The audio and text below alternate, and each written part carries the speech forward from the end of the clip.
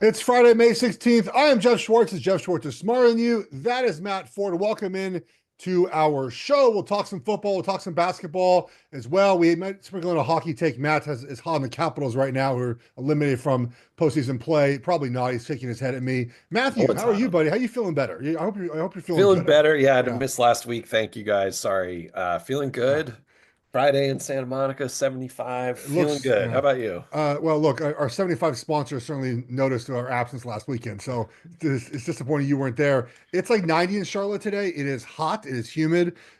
If you see me look up at the screen and go on my phone, I might live bet the PGA Championship as we're talking. Probably not, but we'll see. It's in Charlotte, Matt. PGA Championship in Oh, Charlotte. interesting. How about this? So I don't want to go. I could have gone. People have asked, like, "Hey, do you want to come?" My neighbor, like right there, the house right there. He's friends with three of the golfers. One of them, like, they grew up together. Kurt Kitayama. He's like, "Dude, come with me." Like we go. I'm like, "Nope, hard pass."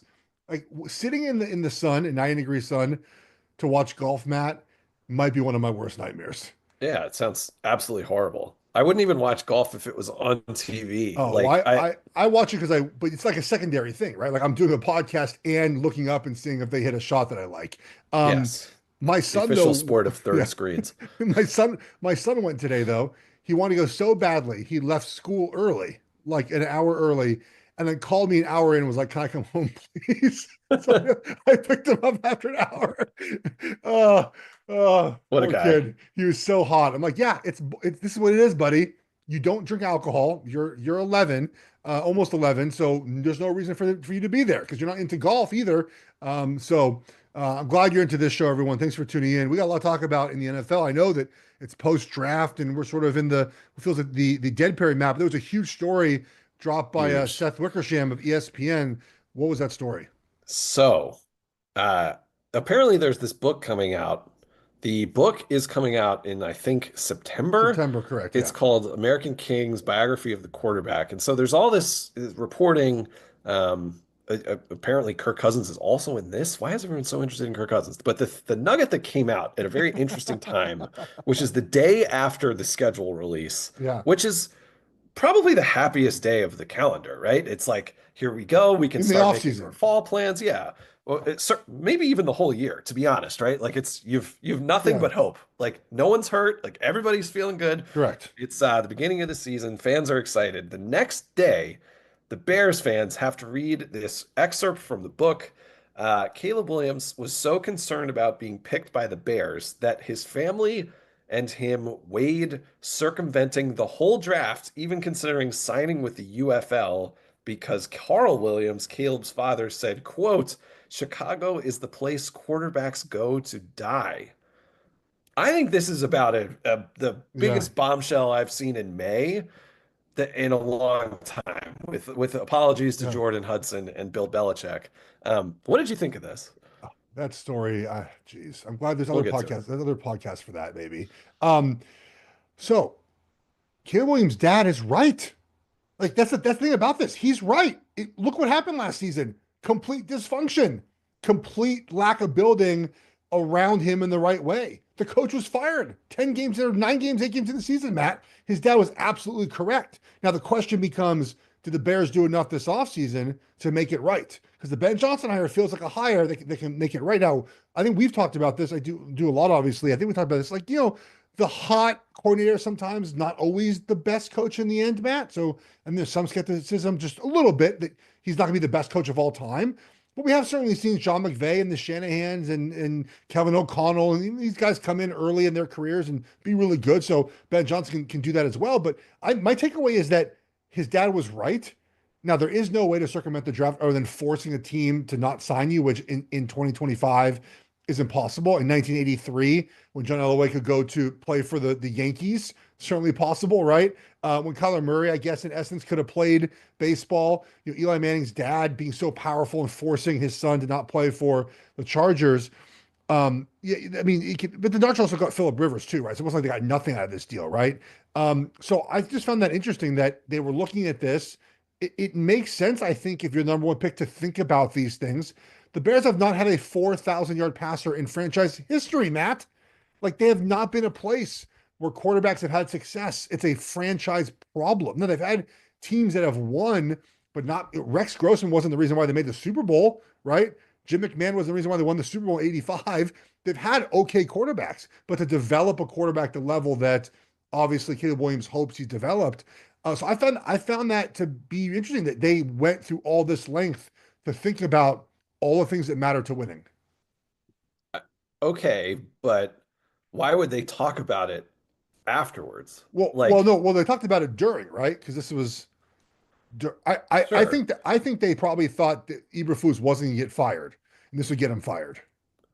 before they even went. To me, look, of course the Bears, we all know the Bears history.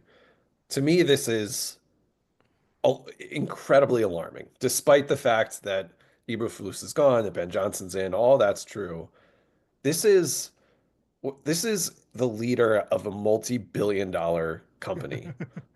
And for his father to be saying all of this to a Yeah, reporter is just really sloppy and undisciplined.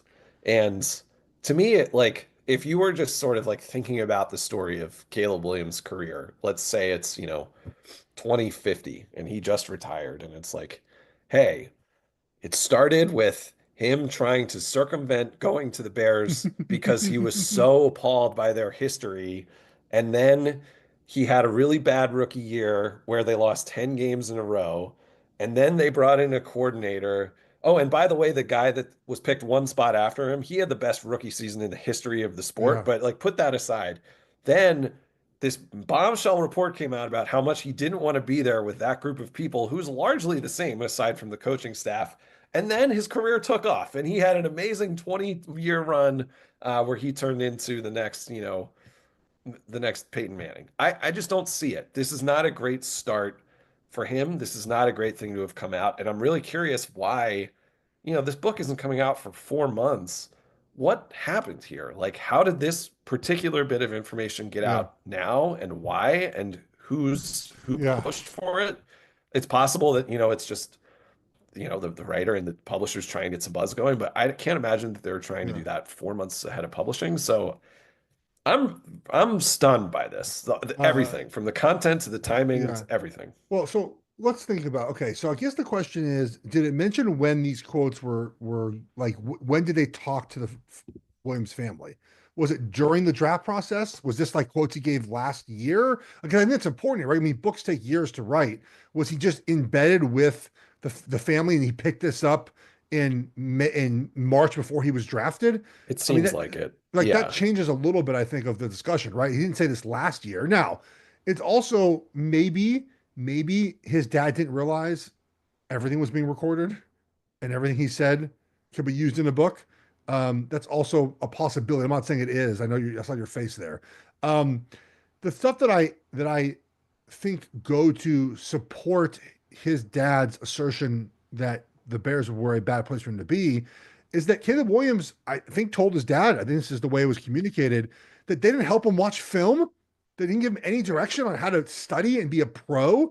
And look, part of that is having a veteran there to help you learn that. But that's their job as a coach. Like teach the kid how to get ready to play each week. So Yep. I think they were right about all the issues they had with the Bears. I think you have a valid concern about why now. Um, maybe they get in there and they're like, maybe Ben Johnson's not ready for the job. And Caleb Williams told his dad, like, bro, this is bad right now. Right. So And I want out. It's like that I'm not putting out. I don't just aggregate it. I don't know if that's true. But if we're with the idea that why is this out now? What's the purpose of putting this out now, not in late August before the book comes out? It's that things are not going well in Chicago. right.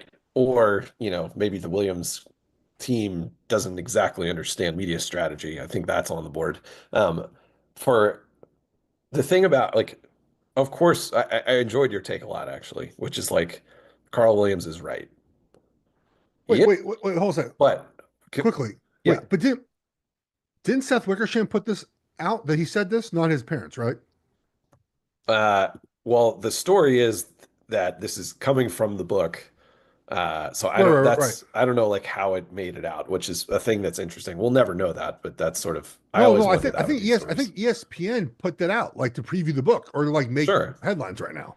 Yeah, which is an interesting choice to do that at this time of the year. I just want to go back to your points. Yeah, The Bears stink. Eberflus wasn't a good coach. All that's true. You're like, yes, Carl Williams is right. But as any married person knows, sometimes being right in the argument doesn't matter. Sometimes it's better to know in your head, like, I'm right, but I'm just not going to say that oh yeah, because what is it going to do if I prove that I'm right? In fact, it will make things worse. So, absolutely. like, whether or not he's right, the error here and it could just be like they don't understand the media, but like, dude, he went to USC. Like, Yeah, it's not like, he grew up in outside of DC. I've been to his high school. Like, it's not, he didn't grow up in the middle of nowhere. And, this is the first time that someone had asked him a question in front of a microphone or his father. So I just don't, I just think it's a super rocky start. And, yeah, I- you look at the other quarterbacks in this class, even like,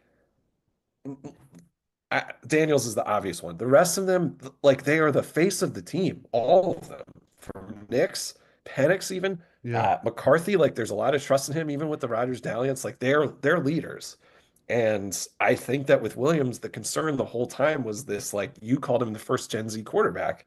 Like there's something that doesn't necessarily feel like you put him in a situation like you did with Daniels, and like everybody rises. This is a guy who sort of, it seems like, needs a couple of things around him to go right, which maybe he will have this year.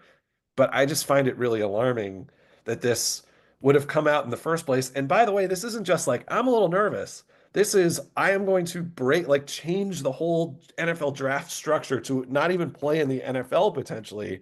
That's how badly I don't want to be involved in this team, which this time last year, everyone was saying, like, this team is going to be amazing. They could even make it to the Super Bowl. It just seems crazy.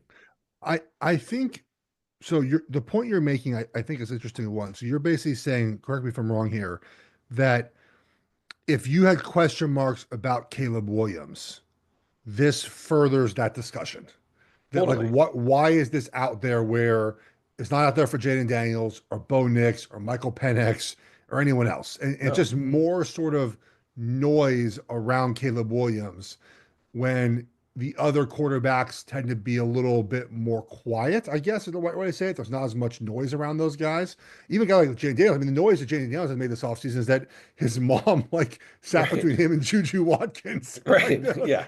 like which I think they're like cousins or something. I don't know, maybe not. But like it's just like that like that's like his mom was protecting him. That's a story from this offseason. And Bo Nix will never make news for anything. I mean, these guys. So that it's an interesting take that if you think negatively about him, this probably doesn't help. If you think like I do that he has some talent and can be good, this goes to show that maybe he was right about the whole thing with the Bears. Um, there's gonna be a lot of eyeballs to Chicago this season, but it does feel like I don't know why, Matt. Like there is not a ton of buzz, in my opinion, around the Bears this year. I don't know if it's just because we're in May right now Hmm. and but like is there a lot of buzz when you think about the North and the East and the teams out West? I don't think there people are looking at the Bears even as like a strong contender for the division or Huh. I mean maybe a low wild card seed. That's so interesting. I mean, I was gonna push back on you, but I actually think you're probably right. I mean, their over under is like around 8.5 Yeah, most places, which is pretty modest. Um, I mean, you look at their team and you just say like, man, they have so much talent. I And know, I I like know. everything they did this offseason, from the I agree. coach to the O-line to the draft picks. Like, they should be good. But what's so interesting to me, the last part of this story, maybe for me that I found really interesting was the Bears. So Caleb and Carl said that he might want to play for the Vikings, who were looking for a quarterback and obviously ended up with McCarthy. But um, they ended up, Ryan Poles, the Bears GM, watching you fiddle with your microphone. Well, What's happening there? I was thinking like it's in my face right now, like it's like below my face. I've noticed there's a trend of people putting their microphone above their head. And Yeah. I was So you were like, debating. let's just try it now, mid-sentence. I don't know if you were watching me or not. I was just like, because I was like looking, I was like, I'm locked in, brother. it's Eye contact. Like it's this kind of is like distracting on my screen. yeah, Like, yeah. and I was just curious if I don't think the one above makes any difference. So okay, well, you figure that out. I'll finish this point. Brian Poles told Caleb Williams that despite the fact that he maybe didn't really want to go there, he said it doesn't matter, we're drafting you anyway, Correct. which Does is not matter. interesting. But what's also interesting is the guy who went number two is better than Caleb, at least for now. And at the time, it was a little bit interesting to watch that Caleb was the only person they brought in for an interview with Chicago. They did not interview Jaden Daniels. They didn't have him to the facility. They had their mind made up the whole time on Caleb Williams. And I think that sometimes this is like I think that's just interesting. I think Caleb, I think at the end of the day last year, everybody probably would have picked him. That even, the Commanders said Daniels was ahead of him on their board. I don't know. But I do think sometimes people come into that process with confirmation bias. Like everybody had been saying Caleb Williams was the number one pick in that draft for 2 years.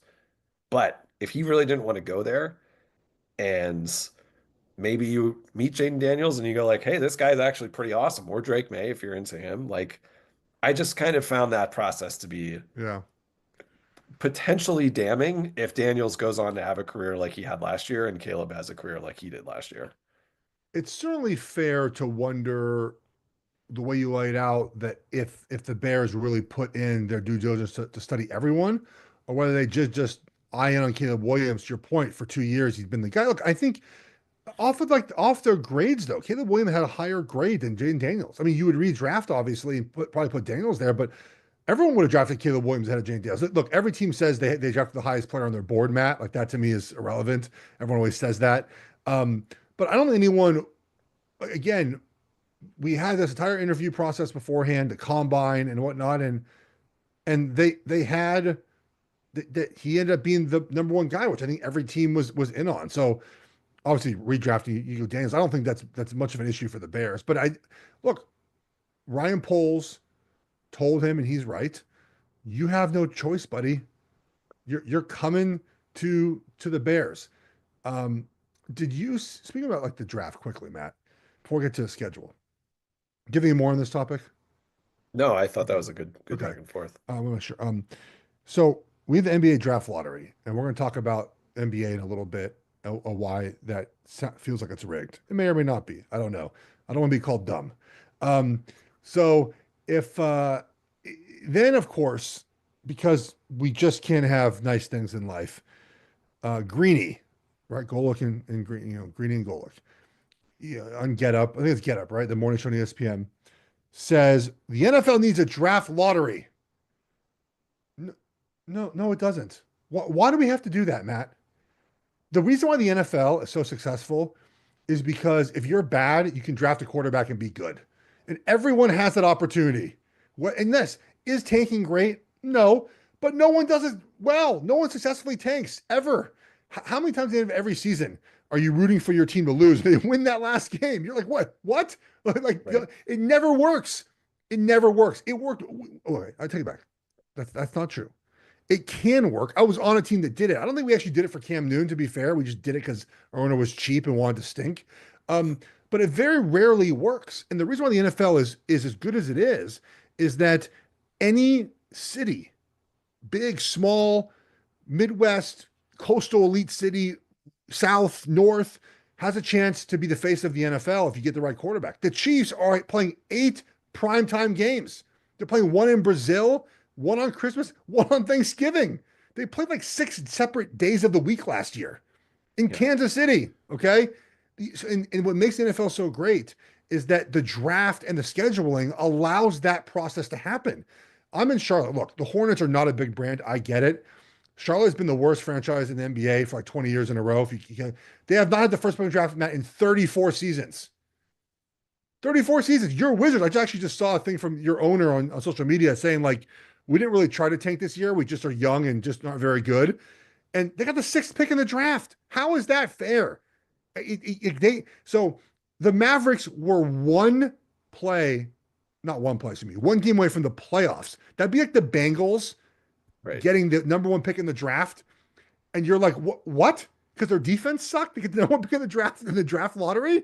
Like the Titans never tried to tank all season. They had Will Levis as their quarterback. The reward is drafting Cam Ward, and a lot of times too, coaches lose their jobs. It's not like a reward per se. Everyone is out of a job, and new people have a job. So the NFL does not need draft lottery fix anything. The NFL is a great product for that reason. Completely agree. And, the reason that came up is it's a fun media exercise, but the NFL doesn't have this problem. And the reason they don't is because of a thing that is not valued in our world anymore, which is scarcity. Like, there's not that many games in the NFL. You're going to try to win all of them. Even if you're owner, you were talking, I think, about the Panthers and Jerry Richardson, Yeah, right? The former owner. yeah. Like, you guys still tried. Like, Oh you yeah, just didn't have the talent of right. everybody else. Yeah, Like, but you guys had some good players, and then the next year you got some really good players.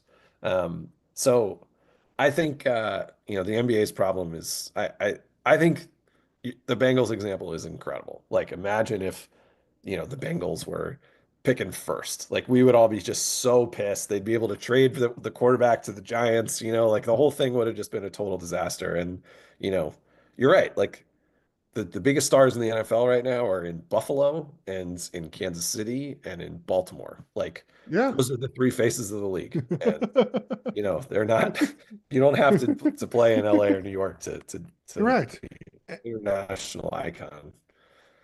All right. We'll get back Yeah, to good call. our So lottery take in a second, but let's do schedule, buddy.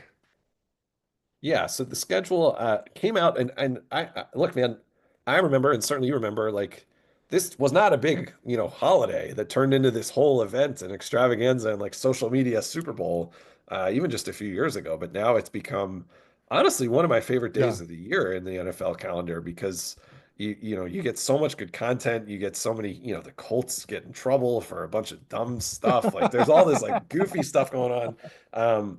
I guess you usually give a take Yeah. about what players look at on schedule day, and then I'm Yeah. curious like what you think about the extravaganza as a whole.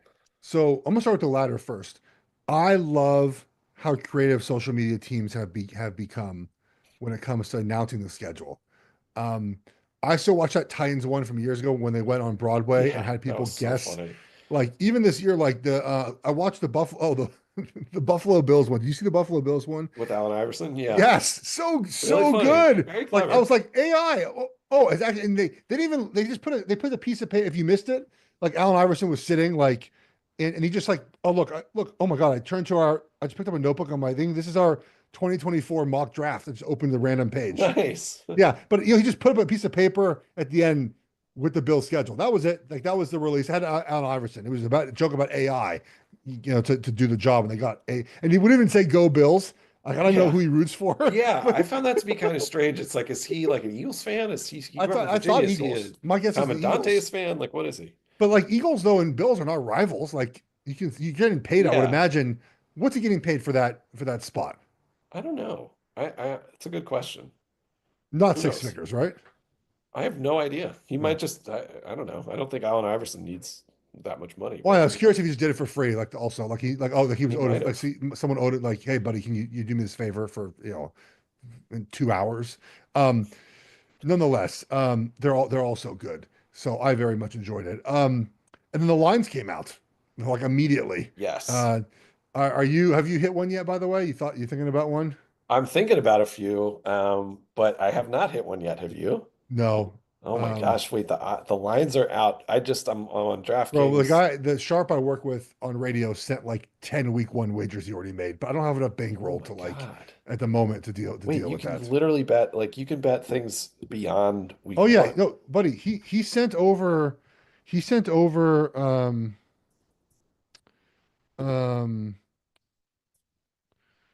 This is uh insane. Like I'm just gonna pick a random week. Like you can bet on week 10 right now. yeah. So I'm gonna tell you what he sent over. Here we go. You ready?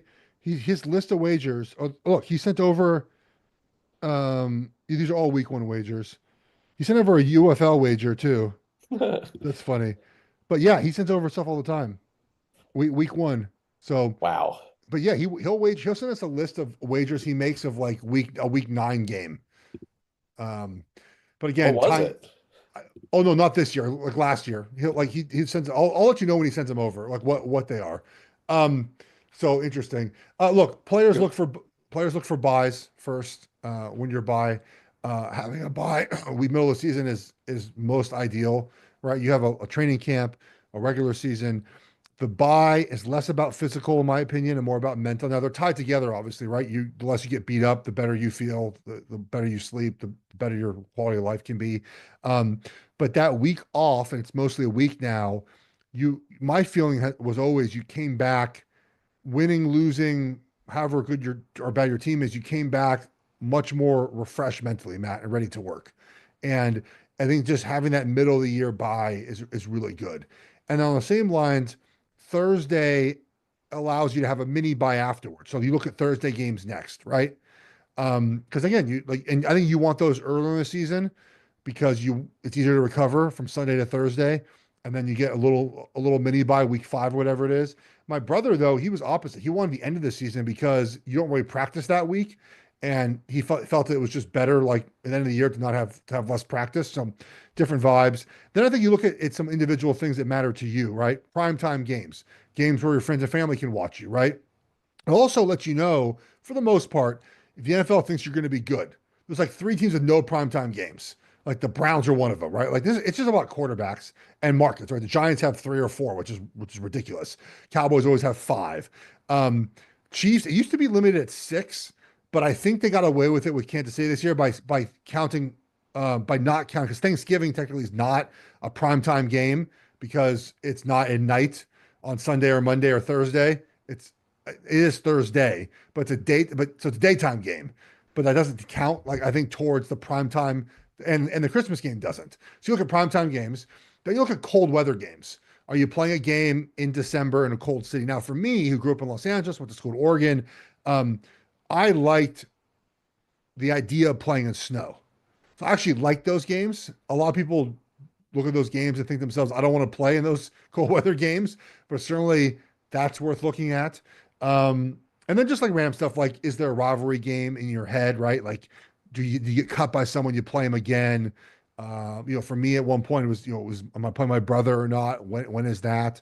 So that that's basically what I think what we look at. What do you, as a fan, what do you look at? That's so interesting. A lot of the same stuff. I mean, I think speaking for most fans, like you definitely look, the first thing is like prime time. And for me this year, the Commandante is for the first time in my life that I can remember, it's I think 6. Marquee Christmas game with Dallas, like on Netflix. It's that feeling of like, oh my God, like how many days a year am I going to get a thousand texts either making fun of my team or telling me great job for nothing that I did. Um, and then yeah, I think the bye week is huge. Like, for I think the last 3 seasons, Washington had a bye in like week 14 or something. And I've always found that to be a disadvantage. You look for that, and then, is there the road trip? But, I think the one thing that I did, and our friend Nick Wright did this on the podcast we make with him, like I was really intrigued by the distribution of the marquee games because the joke forever has been how bad the Thursday night schedule has been. And it They seemed made it a lot like, better now. yeah, but it seemed like, uh, you know, maybe that was the NFL just sort of saying, like, yeah, these games, like, they're not always going to be high quality. It's the short week, it's whatever. They went the other way, man. And the Sunday night schedule, I would say, might even be worse Yeah. than the Thursday night schedule, Well, which is yeah. something that a few years ago would have been insane to say. Well, here's why. It's because those streaming services are going to pay a lot of money for the NFL package, Correct. and they're just giving them Yes. the better games. This I think is, it's the precursor to like in when which I work for Fox Sports. I think we have the NFL till like 2030. After that, buddy, I mean, if Fox, CBS, NBC don't have the NFL, they don't have a network. correct. There's no network, Yeah. and Netflix is going to come in and just or Amazon or Apple TV and just take that package away. I think they'll still have something on network television. They'll probably license back to Fox and CBS and NBC is my guess. Like I think that they won't be without the NFL on those channels because they're basic cable, right? Obviously, you just need rabbit ears for them, Matt. But they won't own it. They'll have to license it. Netflix will own it, Amazon will own it, and they'll license it Yes. to those networks. So they'll still make some money off the advertisements, but they're not. It's not going to be what they are now. Yeah. And this is, I think, the NFL just doing Thursday Night Football solid. It's saying, here, Amazon, here's a, I mean, there's a not Black Friday. I think Christmas has two Netflix games, right? Yep. The Chiefs game in Brazil, week one, I think is a streaming only game. Um, so I think they're doing these guys a solid. Yeah. And a lot of talk lately in our one-to-one text message exchange about the stock market. I would tell you to start buying your Netflixes, your Amazons, because Yeah, this is where it's headed. And I think for people who care about this kind of thing, like this Thursday night schedule, like if you look at it, like the games that we're talking about across the board are unbelievable. And like going later into the season, like the Chiefs play a bunch of times. There's a ton of Ravens games. There's Eagles games. Like every matchup is really good. And it used to be the Sunday night spot on NBC was the marquee. ESPN, Monday Night Football, they were kind of getting shafted for a few years. Now they're getting some good ones, but they're going to go digital and they've got Disney and all that behind them. But I think in a few years, I think Fox is yeah, is the most well positioned. I think they have the most, I think, to gain, and the Tom Brady investment, like they're going for it. But I definitely think we're going to see more and more of these streamers, start yeah. to take it over, and it's the only thing people really regularly watch. So it's the best investment you can make. Do you think, But Matt, that any of these companies will ever hire someone who is new to the job because they just hire the same people all the time? It's one frustrating part about it. Like you would think that they would give new voices an opportunity on some of these programs. They just hire the same people as everyone else does.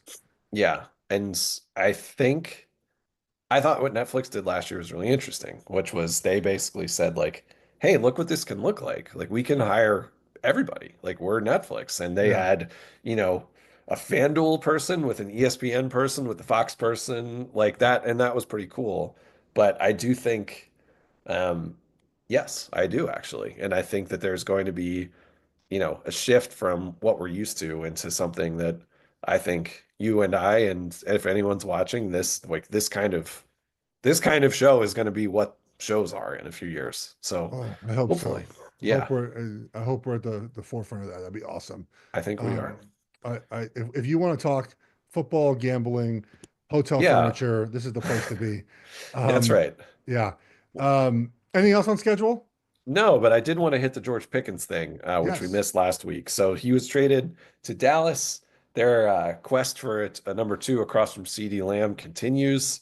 Uh, what did you think of that deal? I Yeah. thought it was interesting for both teams.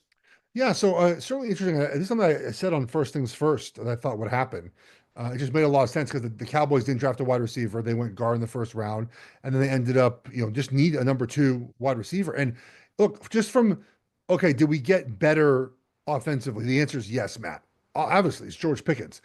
But the caveat is mentally, what are you getting from him? Because the thing about Pittsburgh is when receivers leave Pittsburgh, they're not as good. Look across the board, they're not as good. And secondly, are you paying him a long-term contract? I think that's where you get into trouble.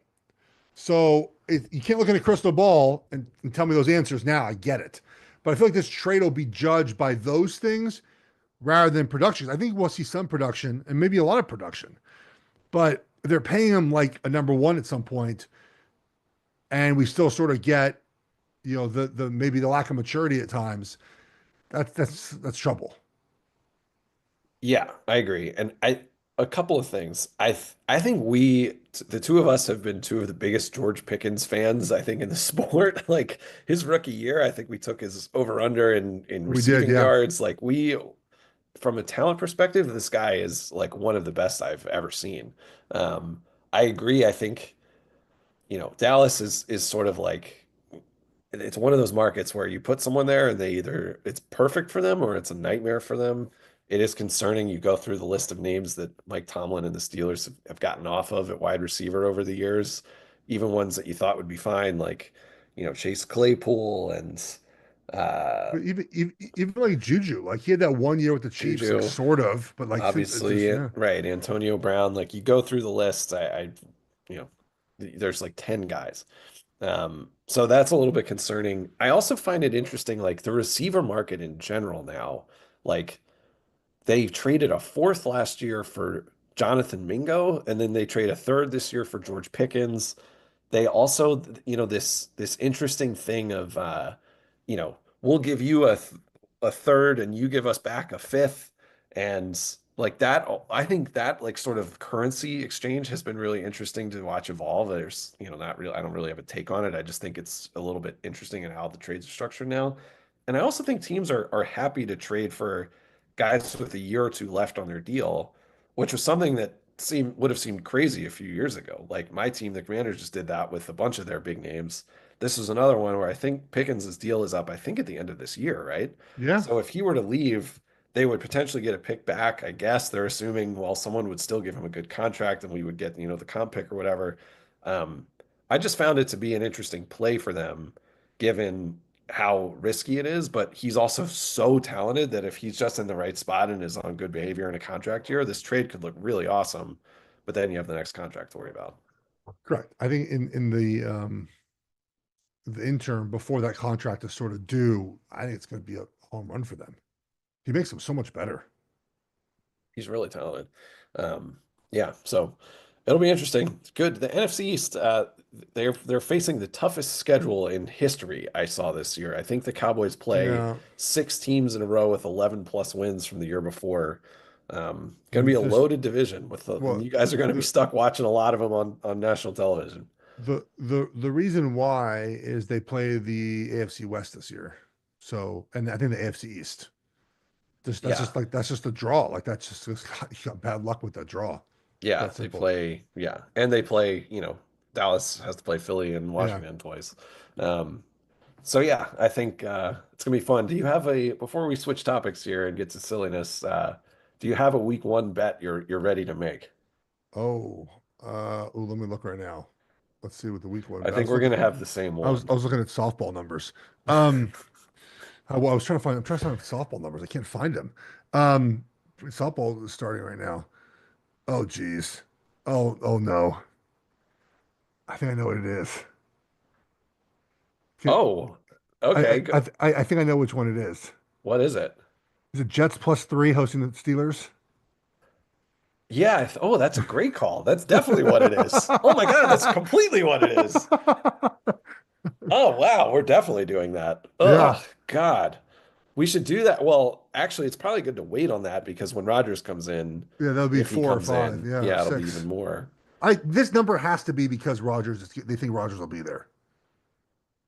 Yeah, I guess they're assuming that everyone betting it is betting Pittsburgh. And that man, Pittsburgh, that could be Rodgers going back to face the Jets with Oh, his new I think team. I found the other one that you like. There's one you really like. I mean, it's May. I don't know if I really Uh, like any of I these, but mean, there's one that stands out. I mean the Browns getting 5.5 at home against the Bengals feels like Yeah, a I lot of guess. points. Which one do you stands out? I think the Giants stand out. Plus 7.5 at my Washington Commanders. Too much? Too much. Uh, Interesting. they played close last year both times. Pass rush is one of those things that starts the season pretty well. Divisional dogs getting that many in week one tend to cover like I think 80% and 70% of the time. Um, so I like that. I think I would also potentially consider Dallas plus 7 against Philly. It's like these are huge numbers for divisional games. Week one is always a little bit wonky. Um, I feel like those are two numbers Oh, that are probably going to go down over the next couple months. and then the wager to make too is Chargers +3 hosting the Chiefs in Brazil. Why? Interesting. Why would you not? Those games are always close against the Chargers. Yeah, but it's not 6, it's 3. And I it's think the people Chiefs. I think people are questioning the Chiefs this offseason with I, the offensive yeah. line and whatnot and the inability to throw the ball down the field. It's fair. It's fair to question them. Interesting. We're both being modest with our own teams here. I think I would probably go the other way on the Chiefs. I think people are too down on them and are I think we're going to see a much better Chiefs offense this year. Like I don't think people really understand what they've done at wide receiver with getting potentially getting Rice back, Worthy in year two. They drafted two receivers. Hollywood's back. Like they have a ton going on in their passing game this year. So I'm bullish on their offense. Um, all right, Jeff. What else do you want to hit? All right. I Is have. Do you watch the rehearsal, by the way? No, you told me to. It's on my list to watch. Yeah, well, there's a quote in the rehearsal 2 weeks ago, and our producer Sam, this one's for you. There's a moment where Nathan Fielder says that what he's doing in that episode, it wasn't a performance for you, the viewer, it's an experience for me, and that's what we're gonna do now. Is this is for us. So, what do you want to talk about? um, is the NBA draft lottery rigged? Okay, go on. Do you have a take on this? Well, my take is probably not, but it's hard to fight the accusations. Like, how else do you explain the continued what feels like coincidence of teams losing their best player and then all of a sudden getting their number one pick in the next draft? Yeah. How do you explain the percentage of like 0.003% of this exact four getting it? Like, I know there's a system in place. I was listening to someone's podcast and they were explaining like they were in the room and they saw the balls being drawn and other stuff. And maybe the conspiracy is the percentages aren't high enough for teams that finish with the worst record because they have a percent, obviously, to a number of balls put in the thing. Like, but the coincidence. Look, do I think that the NBA told Dallas to trade Luca and they would get the first pick? No, I don't think No. that happened. But I just always seems to happen, Matt, where LeBron leaves and you get the number one pick, Cleveland. How convenient is that? The NBA owned Pelicans are getting the number one pick after trading Chris Paul. How convenient is that one, Matt? Like, it's just a Mhm. lot of convenience with these draft picks, and they don't tend to go to smaller markets. All the big markets seem to get the convenience of the draft. So do I think it's actually like, do I think Adam Silver is sitting in a room with his lieutenants, be like, let's rig it for Dallas? I don't know, Matt. It's just if you thought the NBA was rigged, there's a lot of evidence in the draft lottery that you make the case that specific thing, it doesn't seem like it's always on the up and up. No. And look, one of the points a lot of people have made was like they weren't the Dallas obviously wasn't tanking for flag. Like they didn't even want to get flag. Like they were trying to make the playoffs with their team. Like, yeah, that's true. But I don't think that, it's not good for the NBA to have what, the sixth or seventh biggest markets team completely like obliterated forever, which is where they were, which is what the Dallas Mavericks fans were thinking about a few weeks ago. Is like they were never going to come back to this team because they were so mad about Luca. Now, does that mean it's rigged? No, but and the obvious counter to this is like the why San Antonio? Like why did they get the second pick? Why did they, you know, what's the benefit of them getting the best, generational big man every 10 years? Like it's all a fair point, but I do think that, you know, our job isn't to necessarily say like this is how they're ringing it, but it is pretty clear that the outcome went hand in hand with what the league kind of needed, which was to not just like lose this fan base. And everybody's like, well, they're going to move to Vegas, whatever. Like it's Vegas is going to get an expansion team, like with LeBron. They need Dallas to still have a basketball team, right? They still Yeah. need it. So I found it to be very strange, and there's like, a big point is like, so that Ernst and Young is gonna like rig this thing, like that's how this is gonna work. Like, yeah, they're paid by the NBA, like they could do whatever they want. Like this isn't, I don't find it to be that implausible. Um, you know, Well, a lot of the owners don't care about winning and losing. They just want to make money. yeah, and this is really good for business for the whole league. And you know what else is good for business for the league? Is an NFL podcast talking about is the NBA Yeah. rigged? And I know that it pisses fans off.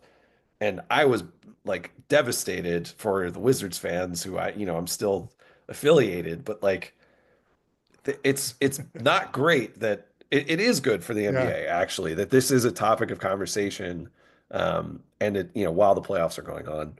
So yeah, I think it was definitely fishy. Like the whole thing was definitely fishy. I don't think you have to say like, well, as part of the Nico, the Luka trade, I don't think that this was was the all part case. of it. I don't think so. I No, think no, that I they don't think sort so of either. looked at it, and if it's like, well, if it's a tie, it should be Dallas. Yeah. When you say affiliated, I just think about like, oh, Matt's in a gang. Just Yes. like The affiliated. saddest gang of all Yeah. time, watching What Bilal the Coulibaly. the Wizards. I just think of like Shot Caller. Oh, it's such a good movie. Talk about- Good pull. yeah, I'm not a movie person. I like Shot Caller. NBA playoffs. As we record this today, Knicks Celtics game six tonight, and then Sunday is Nuggets and Warriors game seven. Um, I don't know, Matt, if the Celtics win game six. I'm inclined to believe this is like a 15-point Knicks win, to be honest with you, game six. I haven't wagered on it yet. But look, Boston can certainly shoot and make 23 3-pointers again and this be a blowout. But I don't know, man. I felt like game five was sort of their like, okay, this is our one Jason Tatum's not here game where Jaylen Brown was out of his mind. Derek White was 7 of 13 from three. Peyton Pritchard played well. Like all these guys played incredibly. And then today is the game of like, oh, we're missing a guy who averages 27, 8, and 8. And we're on the road. Any thoughts about this game before we move to I want to talk about game seven on Sunday in OKC. Wouldn't it be so hilarious if the Knicks lost this series? Oh, it'd be incredible. It'd be so insane for every reason. Like if you're so I'm not a big Jason Tatum guy. I've compared him to Drake a lot, where it's like, yeah, the guy has a lot of hits, but like we could totally write this story of hip hop music and leave Drake out. Like Drake sucks, but like I get he's successful, but like come on, he sucks. Kendrick Lamar proved me right. So I felt bad, obviously. But now if the Celtics would be able to win, and they could still win the title without Tatum. Like it's absolutely in play. I don't think Correct. people have really factored this in. It would be incredible if the Celtics won the title without Tatum. Yeah. Like it would be the best possible outcome comedically. And the Knicks fans, God love you, Knicks fans, but you got a little bit cocky when you're up 3-1, and now they're going to go to the Garden, and like that building, if it's close, it is going to be tight in Yeah. there. Everybody is going to be on the edge of their seat, dreading a potential game seven in Boston. They have to win tonight. I'm tempted to nibble on at the Celtics plus 125. I kind of feel like, the Tatum loss, while big, like sometimes it doesn't, Jalen could have a great game, like Brown, that is. Like he could end up being the best player on the Yeah. floor this entire series. He just hasn't really performed like it yet. So I kind of feel like this is going to seven. It's crazy to say that, but the Knicks, you're right. The Knicks, it's either going to be a Knicks blowout or Boston wins a close one, I think. I I'm concerned with look, Boston's obviously talented enough to win without Tatum, but if Porzingis is going to give you nothing, that feels highly Yeah. like you're gonna Luke Cornett's going to have to get 10 a game for you. This is Uh, what Boston does though. Like over the years, like Grant Williams and and Kelly Olynyk, like those guys just step up for and their them. offense looks much better without Tatum. Less ISO, less just dribble for 23 seconds, take a bad shot. Like it looked legit. You're right. The butts will pucker in MSG tonight. And two, the Knicks have been down 14 points in all five games. Like, that's not where Yeah. you want to be. Yeah. I might zag tonight, by the way, and take Knicks first quarter, which I Mm. like taking in this spot, home team off a loss. They've yet to cover a single first quarter, I think. But I Wow. think tonight, like they have to. Like I think that the key tonight will be we have to start fast. Interesting. And I think Huh. the Celtics just won't shoot as well to start the game. Now, could I be wrong? I mean, certainly I've never been wrong before, but this will be a first. Um, That's a good angle though. I like yeah. that. Um, game seven on Sunday. Yeah. Nuggets and Thunder. This is going to be an incredible game. And I think if we didn't appreciate Jokic already, which would be silly, I think Sunday it's going to be like, and I don't know what is, its points rebound says will be like 50 and a half, 51, 52 and a half. They get an extra day of rest, which is incredibly favorable for Denver. They don't play Saturday, they play Sunday. They've been in this spot before. And I I think I mean, look, they got like four and a half guys they trust, and Westbrook is a half of one guy because who knows what game you get from Westbrook. I mean, he was just atrocious last night. But buddy, I don't know how you bet against Denver in this spot. That you're not going to see a single cent from me on anything OKC in this game. No, and I felt like I was on a complete island this whole series. So the before the series started, the the Nuggets were plus 500 to win the series. And then before the game last night, did you see what the series price was? The What was series it? price for Denver last night to win the series before the game. What would you guess? So they're down 3-2. They have a home game and they have a game seven potentially they have to win. Um, The pre-series odds was but plus 500. probably if you way you're putting it, it's like they'd be like plus 800. They were plus 870. What? Yeah. So I bet them again last night. Because if you parlayed their number the next two nights, you probably don't even get to 870, do you? No. I mean, they wouldn't think so. I mean, we didn't know what the odds were for game seven, but they're like plus 300 to win game seven. So that I think it's because like all the pros have been on OKC all year and there's not like a great edge out for them. So I think they're dying for some Denver money and they're getting it for me. But I think that last night it just felt like it felt like one of those spots where Denver, it's just like the championship experience matters. Oh And yeah, I think that it's something that we see every NFL playoffs when the Chiefs win these games and pull it out of their asses. It's because like when you've been there, you're just poised. You know what to do. You know what the big shots are. Like who needs to get the ball when. Like the way that yeah. well, I forget which series it was. I guess it was the first game of this series when Aaron Gordon, when they got that ball and they went down the court and it's like they all knew what to do. And you know, I just look, I have a lot of money, I guess, riding on the Nuggets winning. That'd be awesome. But like, Yeah. wouldn't you love to see Russell Westbrook like hit a huge shot in OKC? Like, I feel like even the OKC fans would be kind of happy, like it's that's their guy. He deserves to have like a good moment. Yeah. This could be his one Yeah. title. Like, Yeah. I mean, his negative 14 in 7 minutes last night was really was the yeah, most. And then, but look, game seven though, he might have 22 points. He he just might. you never know. Um, you know, the thing about the experience is so important. I forget who said this. I probably was listening to Bill Simmons. I don't know, but probably. But like most superstars don't win their first championship till 27 because it takes that many years to play in these situations. And OKC is still a young team. Yeah. Like they're not in this point where they play enough basketball to be in this moment. And to be fair, like you've seen that with Jalen Williams has been not been good. They Yep. don't have a second scorer, right? SGA, he can do it obviously 32 last night, but sometimes it feels like a struggle at times. Um, and then it's like what? Like Lou Dort has to get hot for you, and Caruso's got to get hot for you, and maybe Jalen Williams plays well in this game. Look, we know Jokic will play well. We know Murray will give you what he gives you. Aaron Gordon's good for 15 to 20 on a good night.